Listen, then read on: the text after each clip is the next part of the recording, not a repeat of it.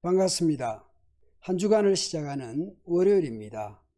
오늘 본문에서도 아브라함을 예를 들어 믿음과 율법의 관계를 설명합니다.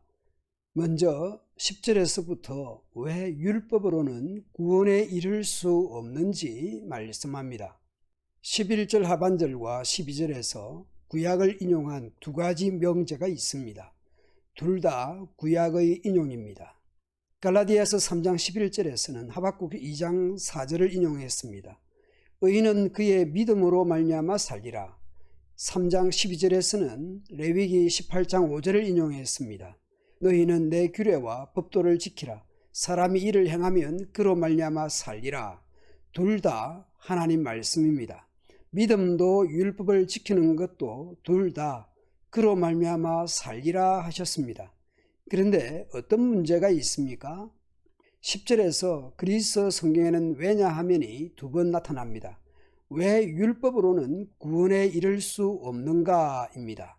왜냐하면 율법의 행위에 의지하는 사람은 누구나 다 저주 아래에 있습니다. 왜냐하면 기록된 바 율법책에 기록된 모든 것을 지키지 않는 사람은 다 저주 아래에 있습니다. 율법책에 기록된 모든 것을 다 지켜야 하는데 모든 율법을 다 지킬 수 없습니다. 따라서 하나님의 심판을 해결할 수가 없습니다. 그러니 저주 아래에 놓이게 됩니다. 지금 율법의 용법을 말하고자 하는 것이 아닙니다. 율법 자체에 무슨 문제가 있다는 것이 아닙니다. 율법에 대한 인간의 현실을 보는 것이죠. 사람이 율법대로 살아낼 마음이 없거나 마음이 있더라도 모든 율법을 지켜낼 수 없다는 것이죠. 하나라도 어기면 율법을 어기는 것이기 때문입니다. 그러므로 하나님 앞에서는 아무도 율법으로 의롭게 되지 못한다는 것이 분명합니다.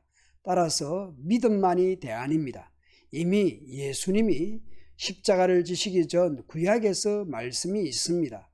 의인은 믿음으로 살 것이다 하였기 때문입니다.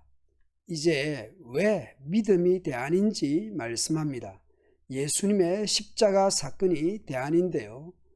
나무에 달린 사람은 모두 저주를 받은 사람이라는 신명기 말씀으로 보자면 예수님은 저주받은 분입니다. 그런데 그 저주는 예수님이 죄를 지어서 나무 십자가를 진 것이 아닙니다. 그리스도께서 우리를 위하여 저주를 받은 사람이 되심으로써 우리를 율법의 저주에서 속량해 주셨다고 말씀합니다.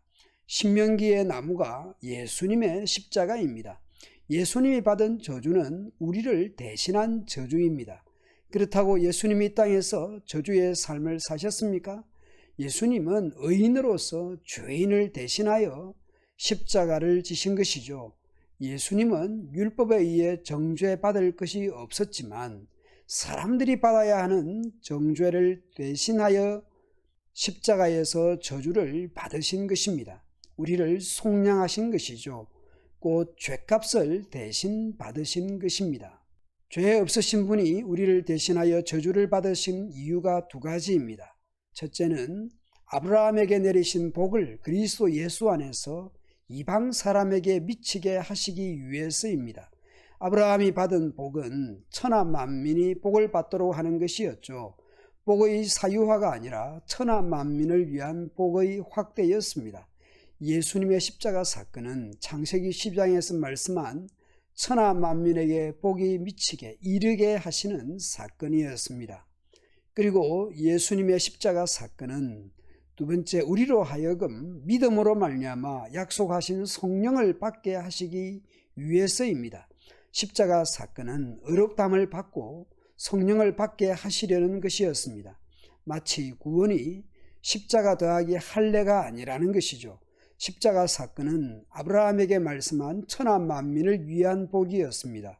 그리고 믿음으로 성령을 받게 하시려는 것입니다. 다시 아브라함에게로 다시 혈통으로 돌아가고 유대인이 되어야 하는 것이 아닙니다. 할례를 받아야 하는 것이 아니죠. 만약 할례를 행하여야 한다면 모든 율법을 지켜야 하는 의무를 가지는 것이죠. 그럴 의지도 그럴 능력도 없다라는 것을 왜 예수 믿게 된 이방인들에게 요구한단 말입니까? 15절 이후 하나님께서 아브라함에게 하신 약속은 오직 한 사람, 네 후손에게 곧 그리스도를 두고 하신 말씀이라는 것이죠. 이것은 창세기 13장 15절, 17장 8절에서 네 후손은 단수로 되어 있는 것이죠.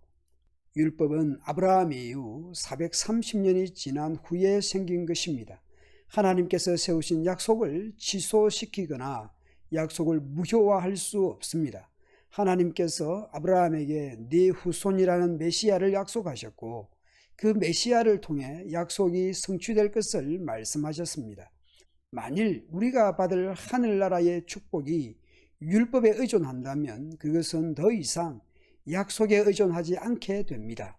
하나님 나라의 복이 율법에 의존하여 이루어진다면 더 이상 약속을 의존할 것이 아닐 것입니다.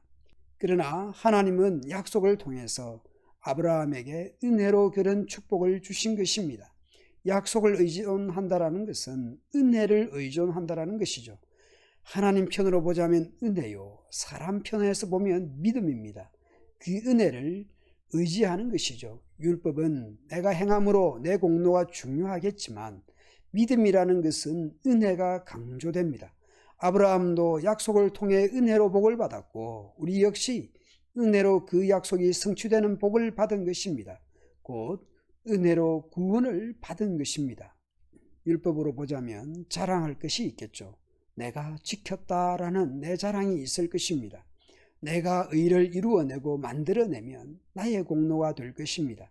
그러나 은혜로 받은 선물로 받은 구원이기에 나의 공로를 내세울 것이 없습니다.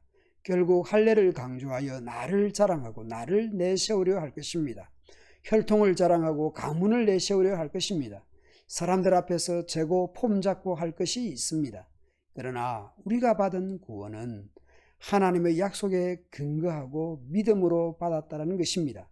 믿음으로 받았다는 것은 내가 믿는다는 나의 강조점이 아니라 믿음은 하나님의 은혜다라는 것에 강조점이 있습니다. 내가 의롭게 되는 것은 하나님의 은혜요, 그리스도의 피 흘리심과 십자가로 성령의 인도하심으로 이루어진 것입니다. 하나님의 은혜로 믿음으로 구원받고 의롭담을 받은 자들로서 나를 자랑하고 나를 폼나게 하는 것들로부터 자유해야 할 것입니다. 오늘도 은혜 받은 자답게 살아갑시다. 그 하나님의 은혜를 더욱 빛나게 합시다. 은혜로 사는 자의 감사와 넉넉함과 베품과 자비를 나타내는 오늘 하루 되도록 합시다.